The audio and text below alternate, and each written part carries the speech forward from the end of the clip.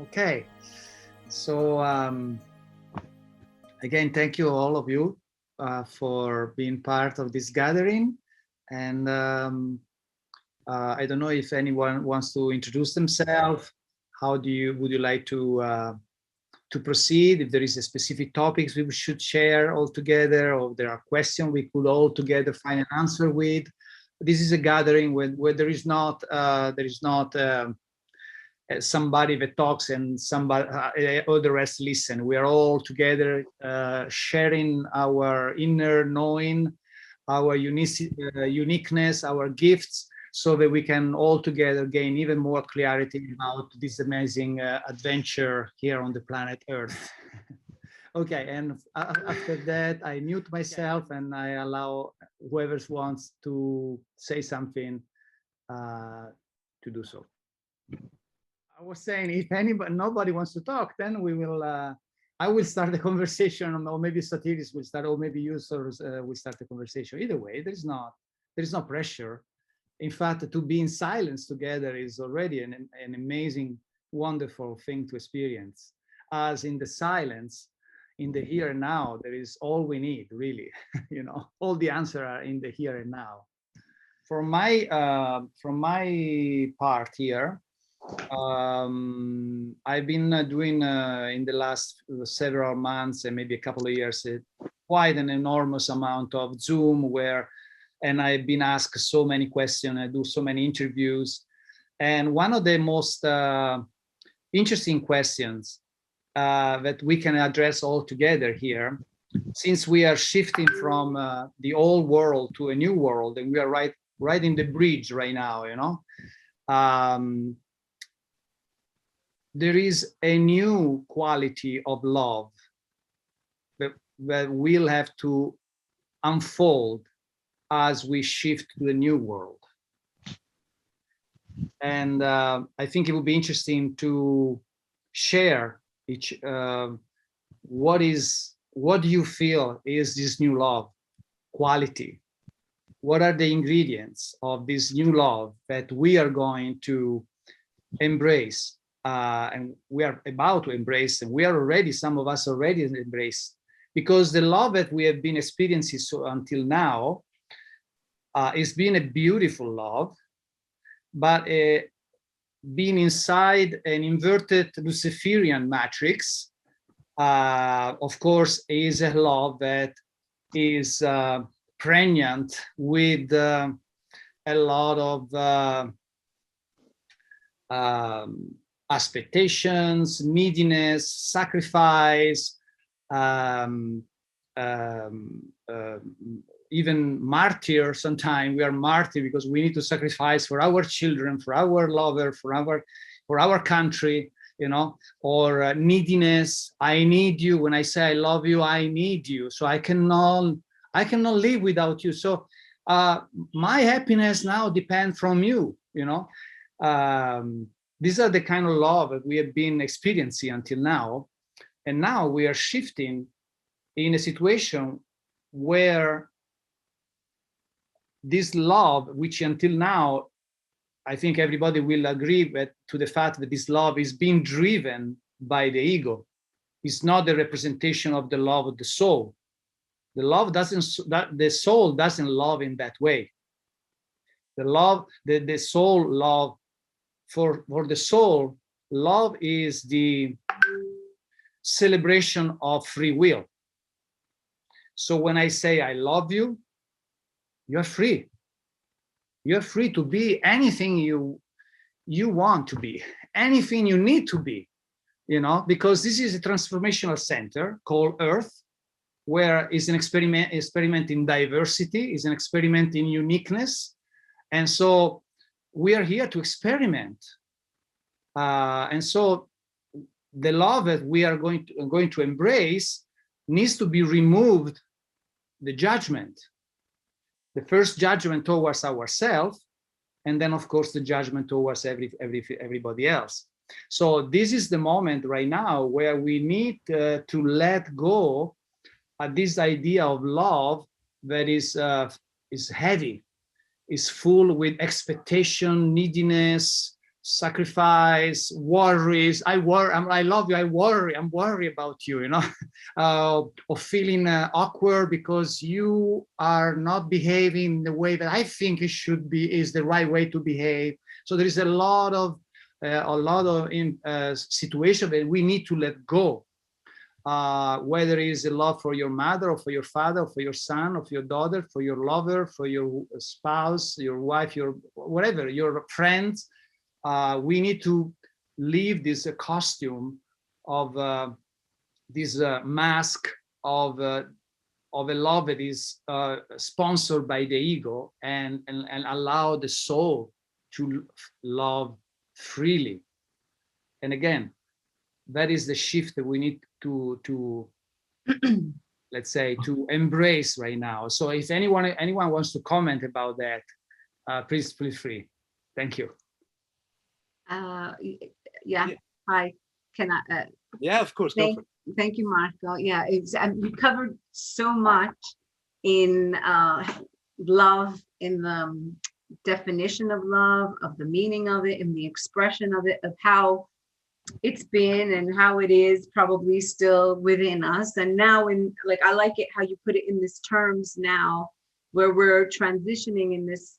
If we take the word love and the concept, or from the soul, and releasing all these detachments and all these values, or it's loaded with so many things. You mentioned and you covered so many things that it includes, and you know, I believe now is the time, whether we put it under the word love, and it encompasses so much that you've included. It's that introspection of, okay, connecting really each one of us, and not feeling selfish in the way that we're getting to know ourselves, really getting, this is a time, at least a lot of people are, because of are reevaluating what's going on, what's important, what's not, or giving different value and meaning for them, but going inside and taking inventory of, okay, what is it about me? And you said without judgment. I'm going to hold on to that bit. What are my prejudices? What are my biases? And get to know yourself on those deeper levels, in order to then, you know, when you work on yourself that way, and you can see where our things are coming from, our beliefs, our fears, our biases, our prejudices that we've accumulated, and we work on them, then we can embrace, we see everyone else has, you know, is full of that as well. You know what I mean? And then that's where I think it's approaching each other. This new love is a different way of approaching and relating, a different way of relating with one another. That's at least my experience right now in this madness here, when there's so much diversity, even people on this side who are like anti-vax and are all for free will and all this. There's such there's conflict as well in between, you know, each other here, because of beliefs they've held. Like, it could have been beliefs on the religion or political parties, and this keeps separating, you know, it keeps us kind of separated, and there's always this barrier between us. So it's like, I think a great exercise or practice for all of us entering this new realm of love is understanding more and getting to know ourselves on the level of fears and whatever comes under that, our desires, and where are they coming from? Are they ours? Are they adopted? And then our biases, you know, where are they coming from, and which are beliefs, basically. And then you begin from there, like from a neutrality, from a 0 point, you know, begin from a 0 point, relating with each other. That's my a little take on it, and what I was inspired from what you said from the beginning of from the topic. Yeah. So. Thank you. Beautiful. Yeah. So lovely to hear your voice and your feedbacks. Thank you so much. I appreciate it. Thank you. You inspired it. Yeah. Okay, so we have next Annick who wants to say something, and then there's Anna and Gabriel. Yes, please. I'll try and keep it quick. This is something that has been very much in my thought, feelings world for the last couple of years, very in general. So it's been very much on my mind, and my wife and I, who's joining in a second, have talked about this a lot. And to me, I feel that the root cause for this, what you were talking about the type of love which is judgmental and demanding. I think the root in this lies in the agenda of human shaming that we have all been subjected to. We've been shamed for our gender. We've been shamed for our race. We've been shamed for being human, for destroying the planet, all of these kind of things. And so we come from a position of not loving ourselves. I went to a healer who was saying, you've got a huge hole in your heart chakra in the back. And I couldn't fathom this because my heart is so, I've always experienced it as very giving. I was failing to heal my own heart or feed into my own heart. And because of this, my relationships were validation seeking ones. All of my love, which I thought was a giving type of love, was actually a feed me, validate me type of love. And I think that is what, because I was holding on to this shame of not feeling enough as a human being, of feeling that I needed to prove myself. And I think this is where this attachment style love comes from, this actually vampiric type love. This is what is perpetuated in society. It's what they want. It's what, it's not mutual. It's not the free love that you were talking about, the completely unconditional setting someone free with love. It's a completely self-fulfilling type. And before we as humanity can address that step of not shaming ourselves, of the body, the spirit not rejecting itself, only then can we really step in, or step out actually, and really give love in a true, clean way that isn't demanding and extracting energy from others. And that's my point. Thank you, Annie. It was lovely. Beautiful. Thank you. Okay, so now Anna, oh, sorry, you have something to say, Annie? Oh, no, okay. So Anna and Gabriel. Thank you. So if the love that we are experiencing now is very sentimental, very emotional, very instinctive, let's say, the love, and we're going to invert the matrix now, the love that we're going to experience is very expansive, is very respectful, accepts some values, and is in gratitude, and it's about taking responsibility of my own well-being and the well of all of us. You know, it's not thinking about me, my ego, but the good of all. So it's expansive. It flows. It brings us in ascension instead of contraction. This is what I envision about love. So it unifies instead of fragmentation, which is what we are experiencing now, more fragmentation. The love that we're going to start experiencing is it unifies, it conciliates all the differences. Well, since the mic is open, I can just take the opportunity and just build.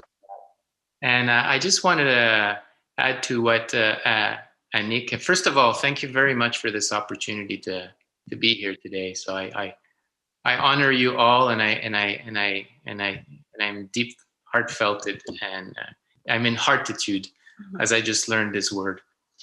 I wanted to just build on what you were saying, Marco, but especially Anik in his experience. And this is something that I've lived myself, because I was brought up in a very Catholic environment, and where it's all about beating yourself with a whip because that's the right thing to do. It's the martyrdom, that you have to suffer to be good. You have to work hard to gain. You have to completely diminish yourself as a human being to actually attain a certain level of freedom, which is not real freedom.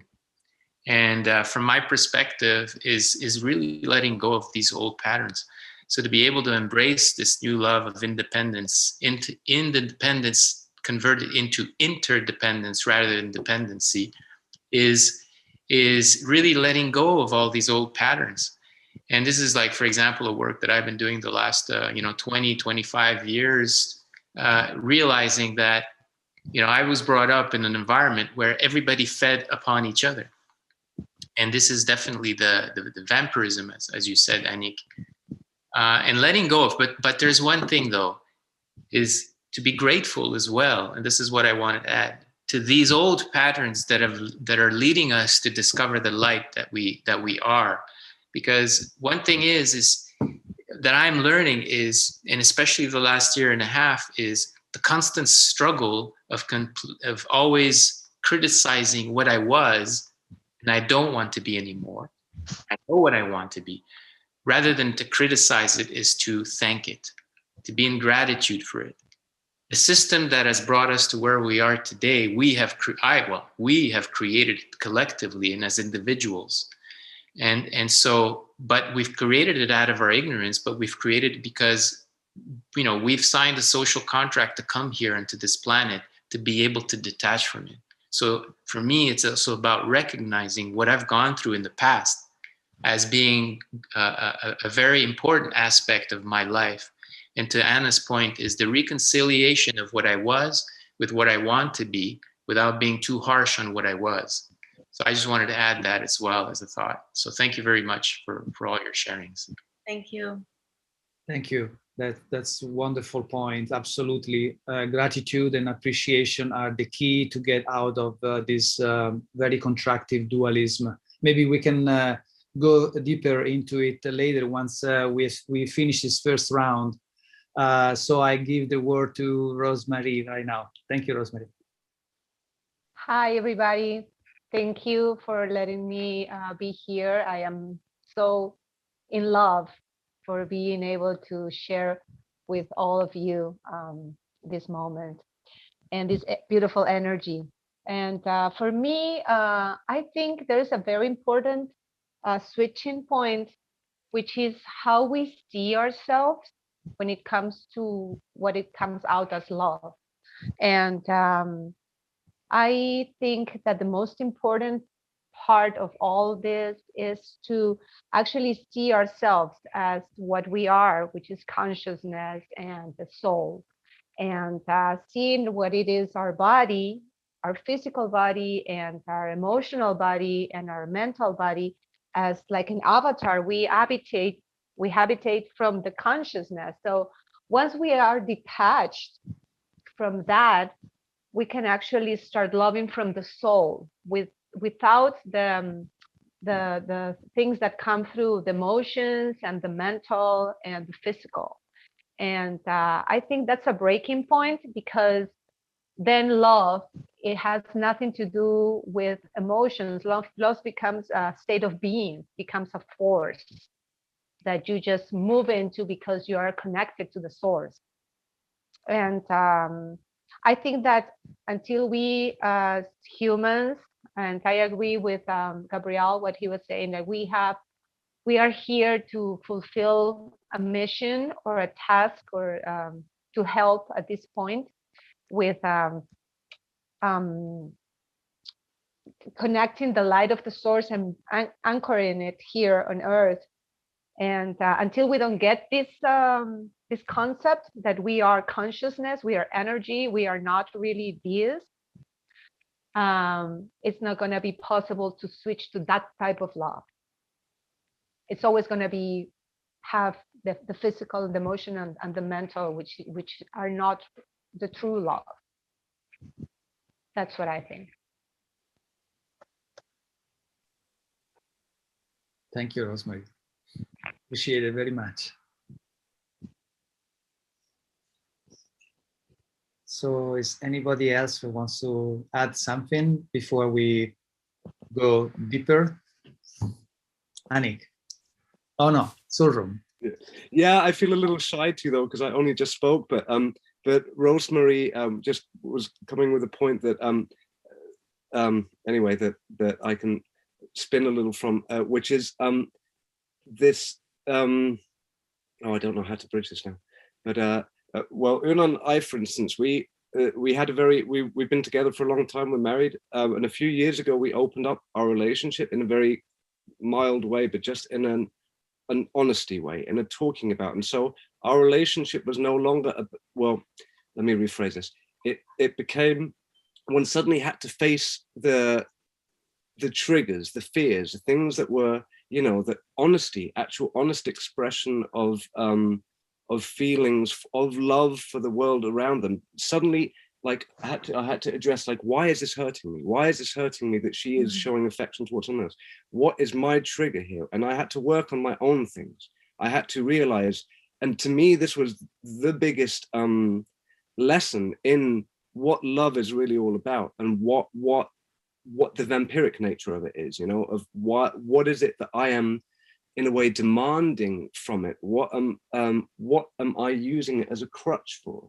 Maybe when you start to try and love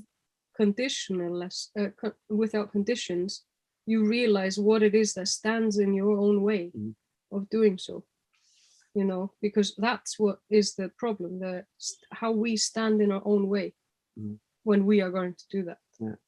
And you would stand in your own way with, you couldn't love me because of some emotions and because of some shame and because of some ownership and all kinds of things. And the same with me. I couldn't just be happy for you. I was dealing with everything that stood in my way.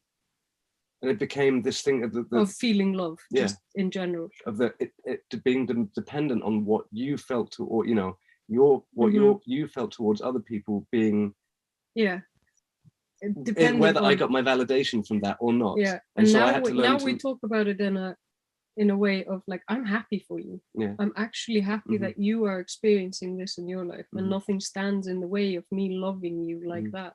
And other things stand in the way, which ties back to the shame thing as well, which is this: we have been conditioned to be, because everyone has these feelings. We all love people, and to feel shame for that, and to not be able to even feel these feelings oneself without beating yourself up, and not being able to, causing a block between you and your partner because it's something you can't talk about because this is going to upset them and they're going to leave you. This is incredibly shame-inducing, and it just breaks your body and your spirit and your mind down, and you start just whipping yourself, you know. And so I really feel it's all to do with the shame. It's to do with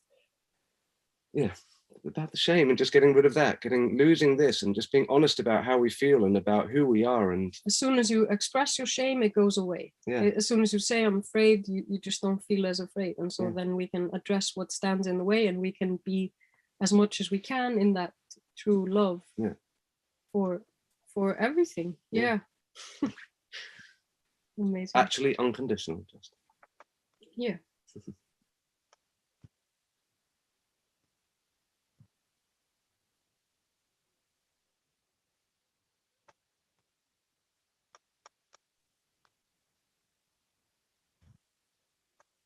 I can say some few words. Thank you so much for being here. I already feel the love in my heart from all of you. It's just so strong. And what can be more beautiful than wish that your partner, let's say, or anybody that you love is happy? You want your partner to be doing the best for him or her in life. And so letting the bird go out of the cage and fly is the best thing you can give to your loved ones. I also wanted to just address atrocities and how hard it can be to love those who you feel have performed atrocities or behaved badly towards you. And that is a really, really good exercise, is to love these people who actually teach you so much.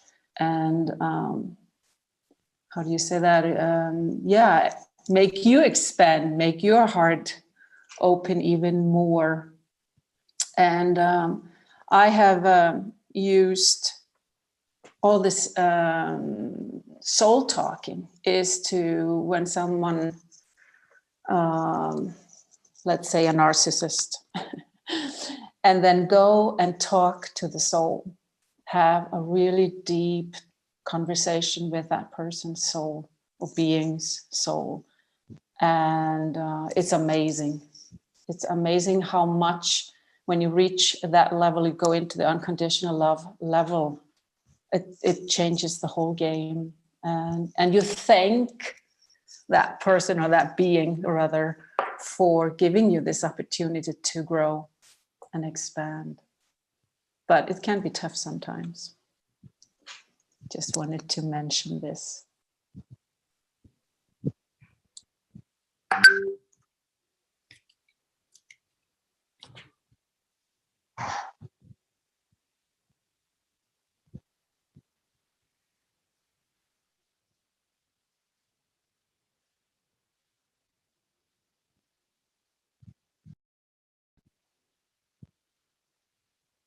We cannot hear you.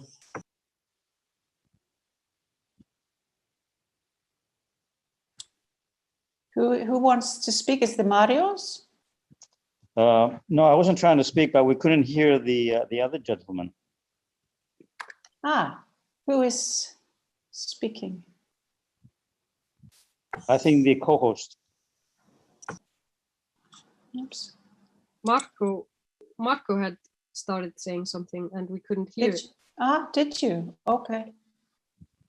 Oh, I was just asking if anybody else wants to add something before we go even deeper in this conversation, if we wish to go deeper. Otherwise, we can choose another topic. But there is so much more to be added to what we did in this first round. But we might have a lot of fun to address in other aspect of this this idea of love, which is really who we are at the end of the game, because there is only love, there is nothing else. Anything else is just a temporary illusion of separation so that we can have an experience. But before we go deeper into that, I just want to make sure that everybody, if anybody else wants to say something, to be able to do so. Yes, abbiamo Susan. Ciao, Susan. We cannot hear you.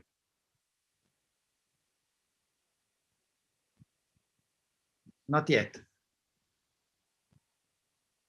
Is it the same problem, Susan, like when you were in on the telephone? Is better? She's fine now. Let's see. No, nothing. Not yet, Susan. Susan, you can type on the chat if you like. If we cannot hear you, you can type on the chat.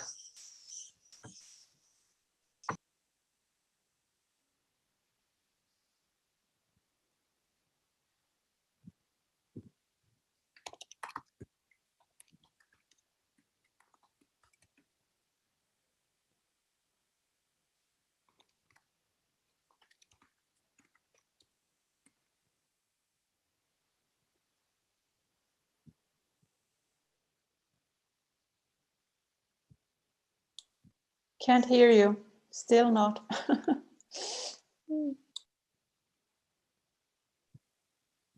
Okay, I would say while Susan is trying to work out her the technical. Oh, okay. She's going to, I guess, connect via cell. In the meantime, is anyone else that wants to add anything at all, or we can continue our conversation? Okay. I just want to say that I'm very glad to be with you today. It's important for all of us in this period of time with these amazing changes that happened, that we're able to connect in this kind of sort of physical presence. We are always connected anyway. And I'm very glad to participate on this meeting with my soul brothers and sisters.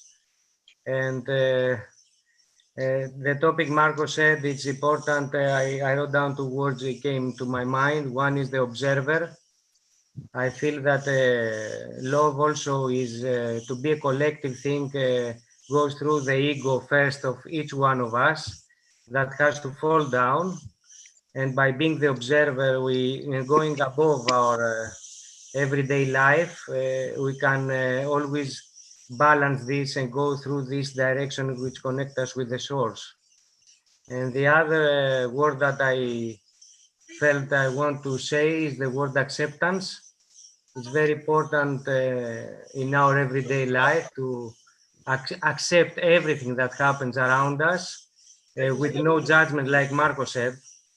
When we accept, we give space inside of us, and also we give space outside of us to trust the divine plan, but also trust the other people who are around us. And in this period of time that everything that is happening, we have from the other side, let's say in brackets, you know, all these governments or whatever is happening, you know, if we just accept this as a divine plan, but also put our own position in love, and we can go through this into much higher levels. I can feel these levels will increase, and they increase because also the levels of the frequencies of the earth are increasing. That's why we're having these conversations today. And I feel gratitude that I am sharing all this with you today. And thank you for being here. Thank you, Sotiris. Andrea would like to say something. Yes, hello. Can you hear me? Sorry, I don't. My camera is off, but I am enjoying this conversation, and I would like if I can just speak just on the topic for a minute. For me, when I hear this word love, one thing comes to my mind, and is the idea of compassion. So for me, it's very hard to love someone stranger, someone who's acting in an arrogant way, somebody who's trying to harm life. But I can feel compassion because I know deep down in his soul, he has also the roots of kindness, maybe not cultivated, but once cultivated and aware, he would also awaken to his higher self. For me, lately, it's been this word of prejudice that has been really concerning me on a personal level, but also I see it in the collective. If we just simply switched our prejudices towards one another in this society, how much, you know, we would be able to perceive each other in a much deeper way, that it's almost like the same way we would treat it ourselves, and also towards our own self, not being prejudiced towards our own self, because sometimes we're stopping ourselves from being great because we've been taught to downgrade. We have this inner voice, eternal inner voice, which is the destructive nature of our being, which is always trying to stop us from revealing our true self, revealing our true power, and is always a battle, an eternal battle within us and externally, just so eternally. Which one of these voice is going to win? We're going to allow to win, because this battle is a moment to moment. and it's never achieved and stabilized. It's always, it's life. It's how life works, we are constantly being tested. We're constantly being asked to come from that place of truth and towards ourselves and towards others. So my interpretation of love is compassion. Compassion towards my life and compassion towards others. It's just a better way for me to understand love, because love could be so many things. So thank you for the opportunity, and I will continue listening to the rest.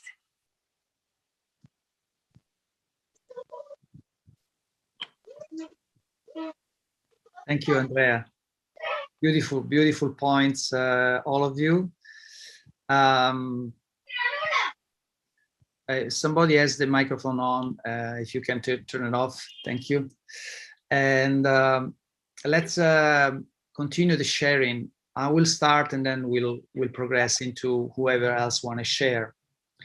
Right now, we are at the end of a cycle, a journey, an amazing journey, where we, through our consent,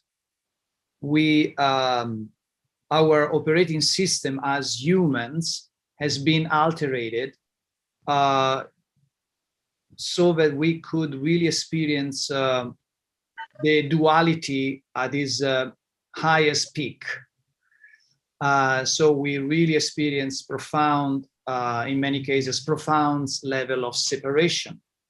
And this was a fascinating adventure and a wonderful adventure, which made us really masters in separation.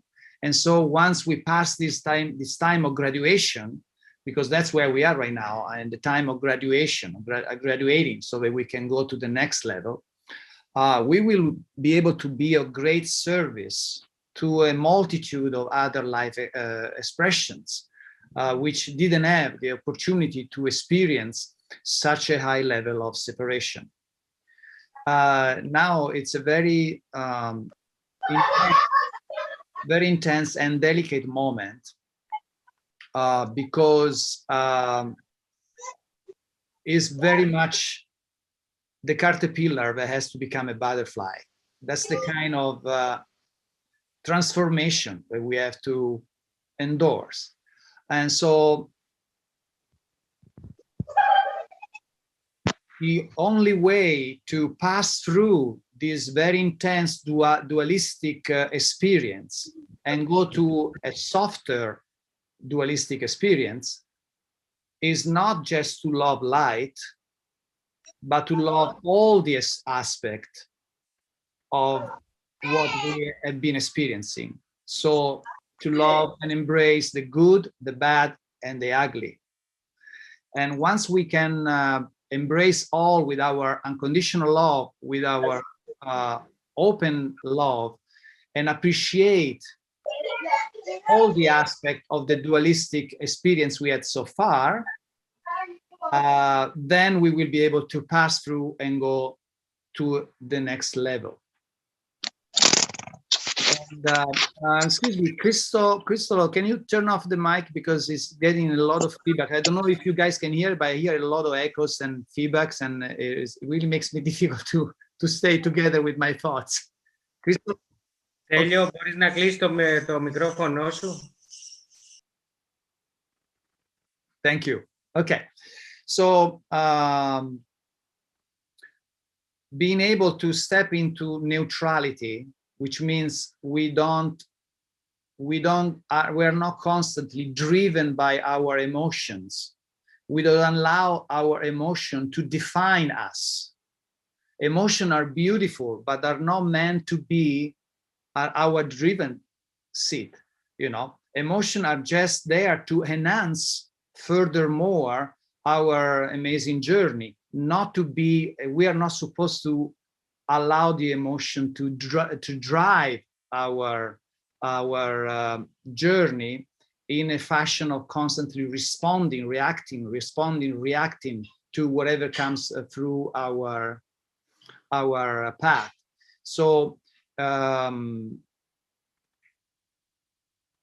fundamentally, probably at the roots of all this is a profound sense of victim. We have this program in our system, which is the victim and the savior program.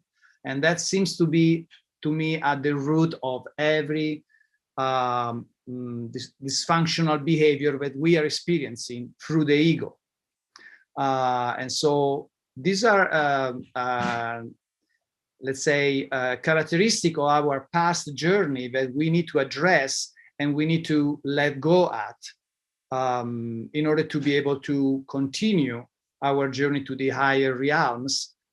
So the first thing the soul has to come and sit at our our driver's seat. The soul is we are the soul. It's time for the soul to go back to our in the position of a driver. And in order to do that, we need to integrate all these multiple layers of personality. For example, I don't know if you noticed, but we have a tendency to have different personalities. So if I talk to my mother, now I'm playing the son. If I talk to my girlfriend, and now I'm playing the boyfriend. If I talk to my boss, if I talk to, if I meet the cleaning lady, I have a different personality. If I meet a celebrity of Hollywood, you know, we are compartmentalized in so many different narratives. And now it's time to remove all this and allow the soul to take place, so that we are constantly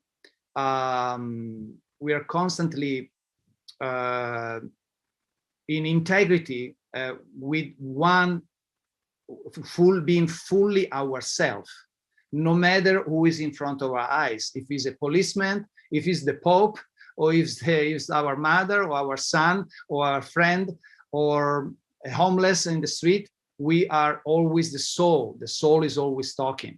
That kind of integrity right now needs to operate, because wearing all these layers of mask, as the frequencies raise up, is going to be more and more unsustainable, more and more painful, more and more difficult.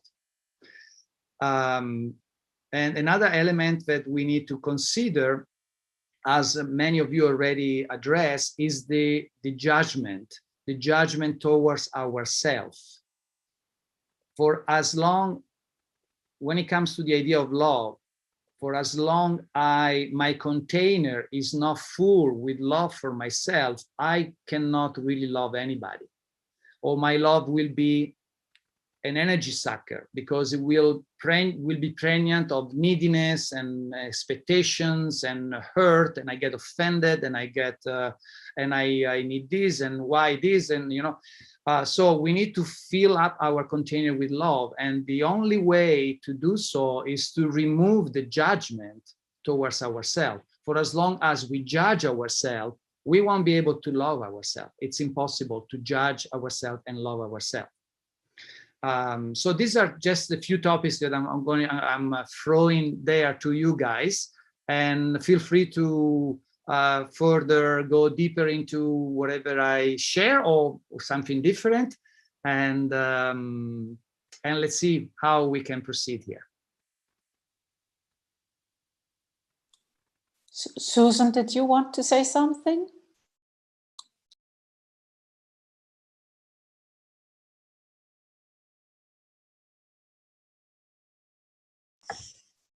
I feel we need to take position and act stating our position through love on this life. And everything that is there, it's a reflection of our own self. If we are connected into this oneness, we are part of the one, and we have come here to play the role we have chosen to be. I feel myself many years now about playing these roles all the time, coming and go. And through a conscious way, I have chosen this role to which side of this duality part I want to be. And through this side, I can also connect to the oneness. So when we have opposite to us a person which is from, let's say, from the other side, it's important for me to connect with him with no judgment, as he's also part of the divine plan. And everything that happens in our life is part of the divine plan. If we accept this, we connect through this love and oneness that we said before. But also on this life, it's for me, it's important to take a position on where we want to be. So every time we state this position, needs to be with no judgment, always with love, but also to be very clear this position and not to be in between. And this also, this love that you also mentioned, Marco, for me guides also to the fearlessness and the unity with the eternal and the infinite divine of our soul, and that connects with our mission on this earth. And stating this, I want to thank you for being here today. And we really have to go now. We have an appointment somewhere else. We love you. Keep shining and be in your center in every here and now. Thank you very much. Take care. Sotiris, thank you. Yes. Ciao, Rossella. Thank you. Ciao.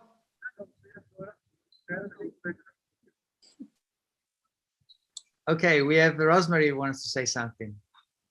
Hello again, Rosemary. Hello again. I wanted to point it out something that you were saying about the energy that we're going through right now in the planet. From my understanding, energy right now, it acts like a fertilizer. So whatever are the good things in you are going to grow. They're going to be more intense, as well as the, let's call it the positive and the negative, right? And yes, it is part of our work to start removing all those layers that we can call the ego, which is our personality here in Earth, and stripping ourselves from all that so we can actually get back again to our source.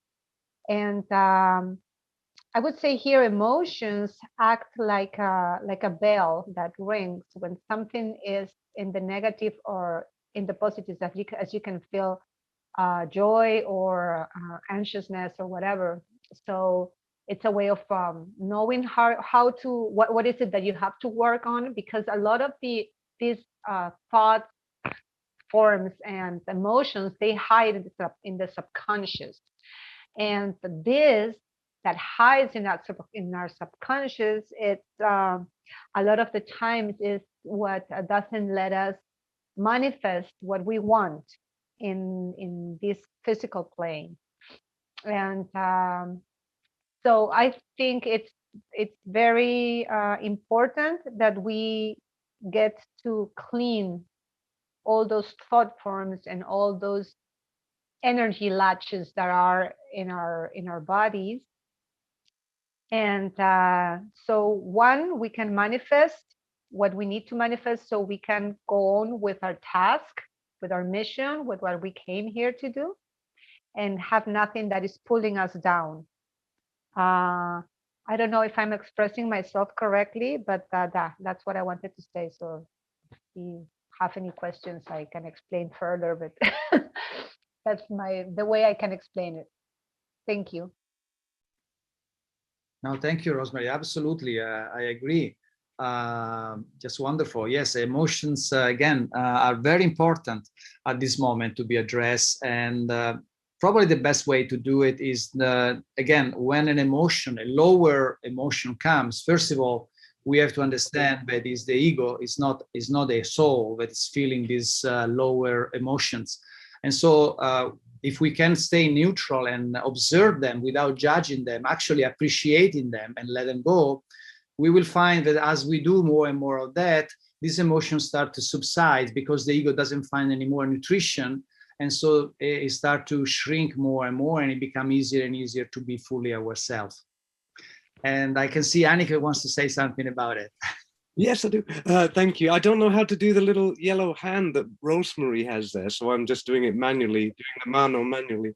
But Marco, you mentioned a couple of things to do with the victim savior role and to do with graduating, so to speak. And I see it completely like that. I think that we have been conditioned into this top-down pyramidal type of, both through information, through power, through all of these things.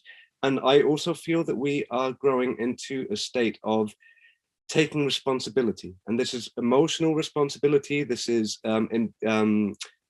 self-sufficiency responsibility, and to do with emotional responsibility. I think we as humanity have become a little bit addicted to this victim role that you mentioned, the what Una and I call the self-pity lollipop, that people love, the kind of like, you know, just like, oh yes, I get to feel sorry for myself now, you know.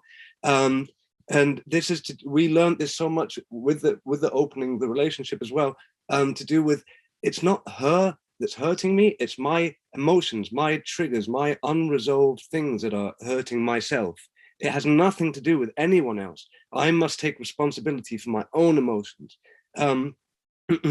I've been training as a heart math teacher for the last couple of years. This has taught me lots to do with taking responsibility for this, and to shifting depleting energies into renewing energies, and not becoming as triggered by things, and not falling into that, noticing the self-pity lollipop, and working through it rather than blaming others, blaming yourself, and seeing then, how can I work with this. And then, sorry, I didn't raise my hand, but, and then give yourself that love, because you're, as an empath, very easily always focused on everybody else, and all you see yourself is what you do wrong and all the bad things, and you know, we stand in that way because our brain is wired to feel more comfortable being unhappy than actually loving yourself for the first time for real. So I don't, that's what my point from earlier I wanted to just say, because we're all such empaths that we need to learn to place ourselves first and put the gas mask, the oxygen mask on us first. It's a cliche, and I never really heard it, but it's so important.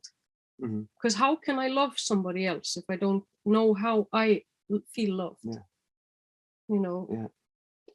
Also, on the point of narcissism that has come up, and empaths, we are, you know, I think we have been living in a world of narcissism made by narcissists for narcissists, and that has been sold as desirable, as admirable, as leadership, as all of these things. And us as empaths have been completely in the backseat.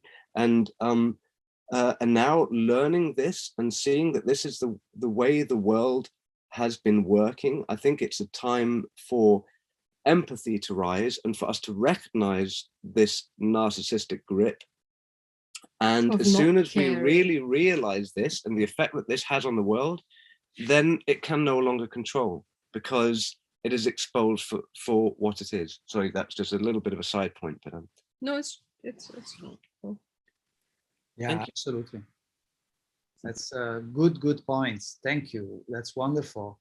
I want to add that it came to mind one thing that is really, really important, to understand who we really are is fundamental at this moment of the journey, because for as long as we define ourselves through the narrative that come from outside, we will always be at the mercy of whatever they are telling us, the stories that are telling us. Once we understand who we really are, then we can play the game passionately without getting lost into the game, because we have no idea who we are. So once we understand we are the soul, and all this narrative that is creating this separation is coming from this little device, this little implant in our left hemisphere, which is called ego, which is an artificial intelligence, is not who we are. So every time we feel an emotion or we feel a contraction, one of the good questions is to ask, who is we feeling this emotion? It's not me. Who is telling me this story? It's the ego, because the ego is a fear-based storyteller that is constantly trying to distract us from being fully who we are, which is the soul. And so it's good to establish a strong sense of self with our soul, so that we don't get confused when all these energies and all these dramas and all this fear are coming. We know that it's not who we are. It's just at this point, we can even call it like a sort of a schizophrenia or paranoia that comes from this little device, which now is collapsing, because the whole matrix out there is collapsing, and the ego has as a referment the outside matrix. So right now is getting more frantic, because it is having more and more hard time to find nutrition. And as all the beasts that are about to die, that's the moment where they are the most dramatic and the most danger. So if we can keep in mind that all this incredible drama that is coming left and right in the narrative that is outside is not us, and we connect with the soul, then we can sit at the center of the tsunami. And actually the tsunami can be fun to watch, rather than being lost in the tsunami through the power of our ego and all this story that tell us that, you know. So that's very important, to connect with ourselves. And there are many ways to do so. And maybe we can also talk about how we can connect with our true self. But before we do that, I see that Rosemary wants to say something else. Go ahead, Rosemary. I have a lot to say. I'm sorry. It's okay. You can say anything you like. Thank you. I just wanted to add a little thing, but then it kind of extended in my head, right? But when Annika was saying that, all the things that he was saying, to me, it just came to the point that, yes, we have been kind of in the backseat, but this is what we signed for. Right now, it's our time to wake up and start doing our job. This is what we came here for. And yes, we've been kind of in the backseat because the world, the matrix, of course, this is what we came to bust. We're like system busters in a way. So instead of feeling that we have been victims of the system, which is the way I guess a lot of us have felt for many years until this has come to fruition, we should be very excited that this is our time now to bring the light here. And I would like to say that the ego, from my understanding, it's our personality in the 3D matrix. So we need to just, like, it has been conditioned and institutionalized in that way, because our ego, our personality has grown in the matrix. Our personality has nothing to do with our soul. Our soul is pure, and it's how can you say it? You cannot change it. You cannot institutionalize it. You cannot make it do things. Our soul is our soul. It's unique, and it's connected to the source completely. And instead of putting our energy or our attention, basically, because where your attention goes is where your energy goes. So instead of putting our attention on the way how things have been, we need to start putting an attention on what is it that we want to manifest for the future, and put our energy there. And for us to manifest as souls, what we need to do actually is, yes, be thankful for the things that we have lived, but come to a point of neutrality, like you were saying, like get all the emotions tamed, because we need to ride as the soul. And imagine that the emotions, the thoughts, and your body is like 3 horses you are driving, and you are the driver. And these are things that are your way of acting here in earth, but they are not you. And after we are in this neutral point, we need to project what is it that we want, the new humanity we want to build, based in love and connected to the source and the spirit, and put all our energy into it. And that means energy from the heart. That means love, lots of love. So I just wanted to put all this together in a way. Thank you. Thank you, Rosemary. Very, very precious, your sharing. Thank you so much. Does anybody else want to add something, or I can add something, but whoever, okay, Elena. Elena wants to say something. Thank you, Elena. Okay, I don't know how to use the hands either, Zoom. No, I just wanted to, you know, listening, just add, it's, I hear some echo. I don't know. Yes, Okay. everybody can turn off, mute your microphone so that we can hear Elena better. Thank you. Yeah, thank you.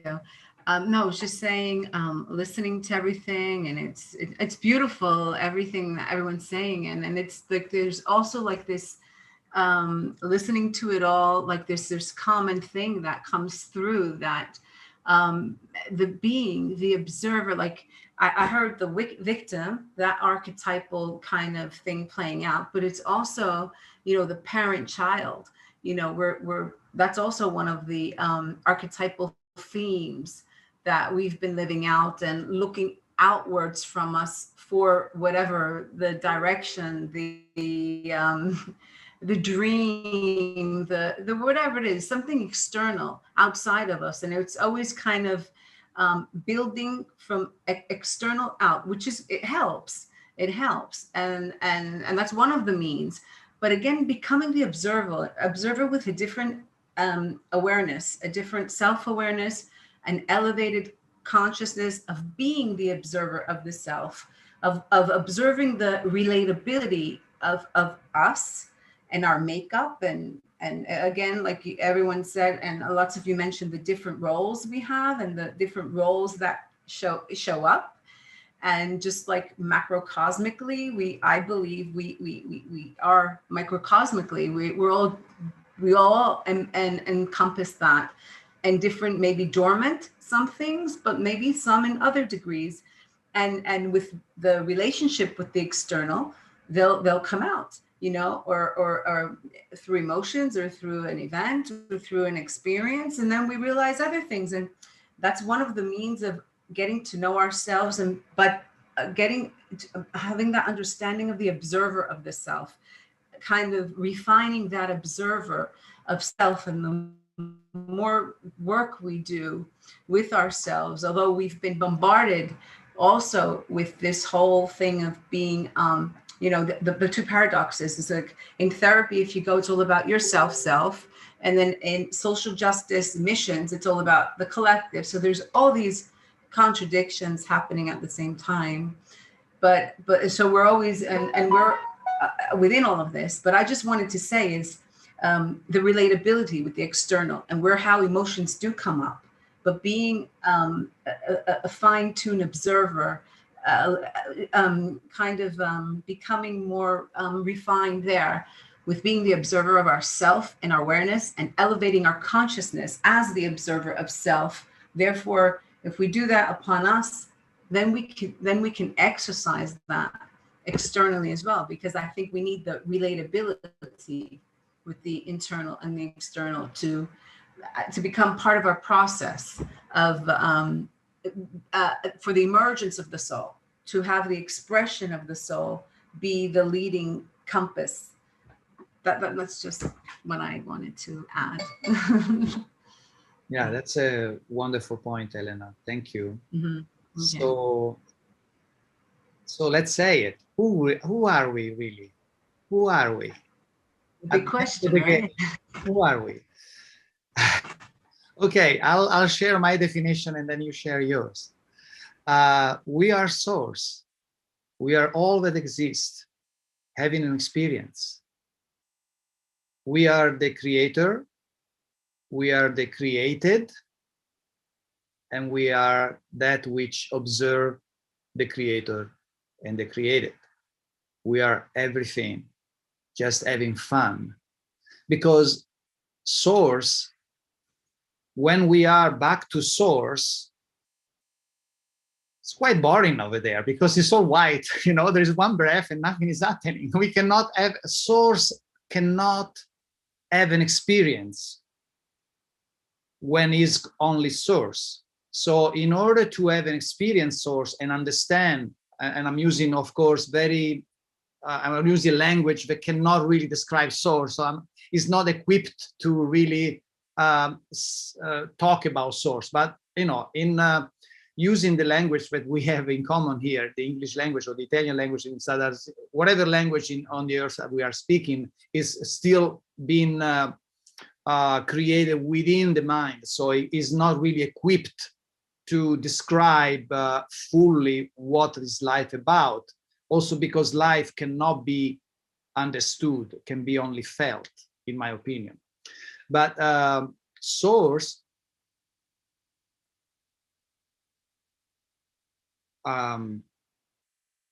is everything that exists. But we can say that it doesn't know. The source is, but it doesn't know what is.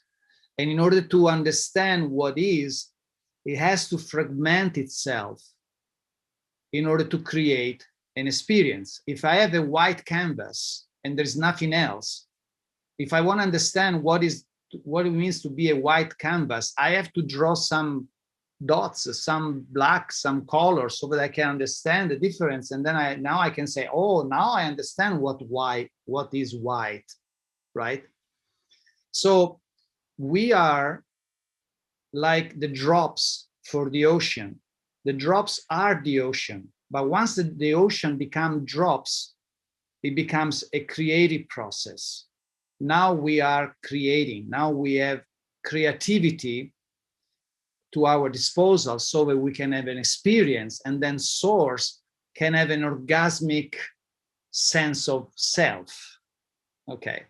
So once we understand that we are everything that exists and we are just playing a game in order to have an experience, then what happened, first of all, we don't take anything too seriously because we are not completely lost into this operating system. We understand that it's just an operating system. There are infinite amount of other choices we can have as a soul. This is just one. And for a soul, 50 years, 100 years, 200 years is just a blink of an eye. It's just a moment, right? The drama of this experience begins once we are completely identified with this game as if it was the only thing that exists, and then it's over. It's like we are having a wonderful conversation right now. Everybody are sitting comfortably in their room and we are talking to each other. We are having fun. But for some weird reason, we all believe all of a sudden that this is all we got and there is nothing else. All of a sudden, what it was before a pleasant conversation become actually quite a nightmare, right? It become heavy, it become dramatic because there is no other way out. I can only talk to you guys. I can only sit down in this chair and this is life. So that's the narrative that we have been embracing through the Matrix. And somehow we got lost into the game and we end up believing that we are the game, to the point that the game became extremely serious, because once you believe that there is only this game and you are the game and the game is going to be over soon, obviously everything is going to be very dramatic. The moment we start to remember who we are, which is the process that is occurring right now at the end of the cycle, we start to remember that we are much, much, much more than the players that are playing this game. And actually, we are source itself playing a game. Then we can relax and we can have fun with it. And we can just play, because this is a playground. This is supposed to be a playground. It's not supposed to be so serious, you know? So, all right, this is just my sharing, and back to you guys if anybody wants to add anything else about who we are or anything else. Okay, I think Rosemary wants to talk now. Okay. I'm sorry, guys. Please let me know if you want me to shut up. Okay, I was listening to Deepak Chopra last time. He was pointing out something that I found very interesting. He was saying exactly what you're saying, you know. He said that we are the creator, we are the creation itself that always is observing itself. And in quantum physics, the consciousness, which will be basically that energy that we call source, creation, creator, it's just the whole quantum field. It's reimprinting itself all the time. So me as consciousness, I experience the quantum world, and I have an impression of it. And through this impression, I reprint it again, and it's a constant flow from in and out and out and in. It's like breathing, basically. And I found that very interesting because I remember Hermes Trismegistus, well, I don't know how you say it in English, Trismegistus, where he used to say, as above, it's below, right? And everything is like that in the world, in the quantum realm. Everything is like that. Everything is like fractals of each other. It's just repeating itself constantly. And so I just wanted to point this out because you were saying I thought it might be easier to understand if we see it this way, that this quantum real or consciousness or divinity or creator or however you want to call it, it's not someplace. It's what we are. It's and it's everywhere, and we just play with it all the time, and we can play with it as we want. And I also heard that actually what we consider a reality, and that actually for me is very real, very true, not real. It's a hologram. We're talking about 3D dimension. It's a hologram that we are creating as a collective. So we can actually recreate it as we want. Just knowing that you are that energy, that quantum realm, that consciousness, that creator, that you are just everything together. I wanted to share that with you. I 100% resonate with you, what you said, Rosemary. Thank you. So anyone wants to add something about it?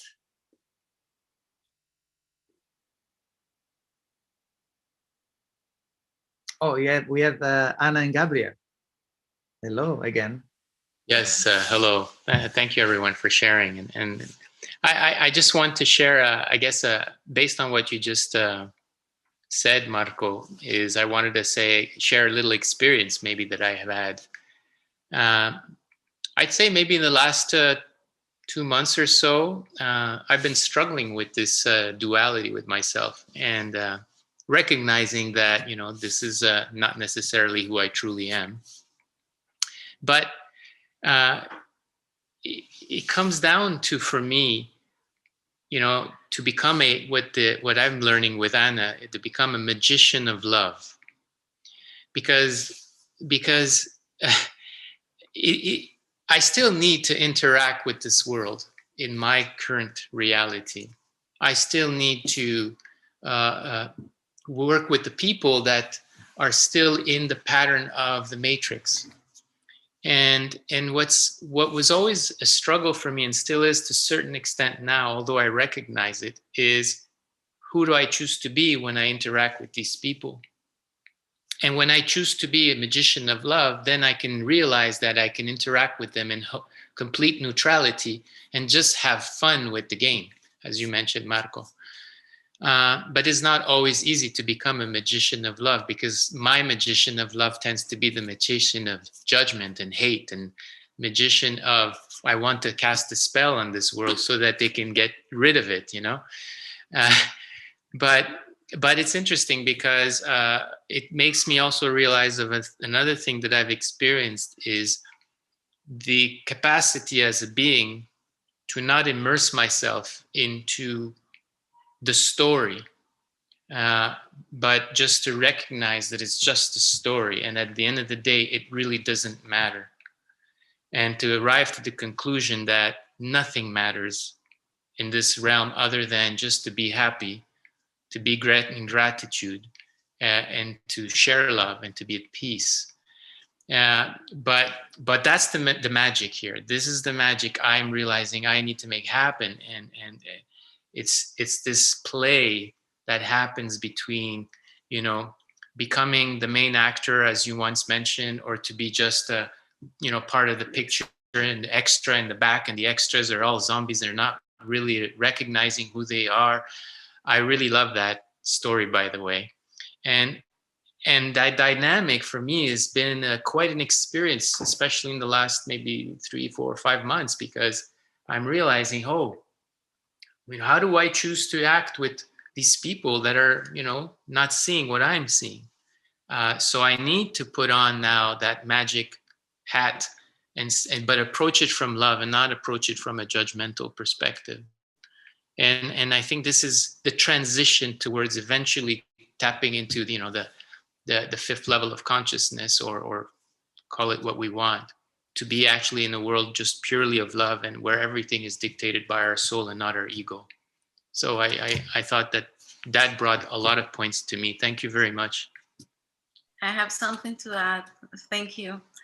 I think that what I have found the most difficult for me, the biggest challenge, is that everybody is seeing the game from a different perspective. So I'm so aware that everything is so fragmented, and it's not necessarily easy to communicate, to find a communication at the same level, because even within the spiritual realm, people, everybody brings a different understanding and a vision from around the same subject.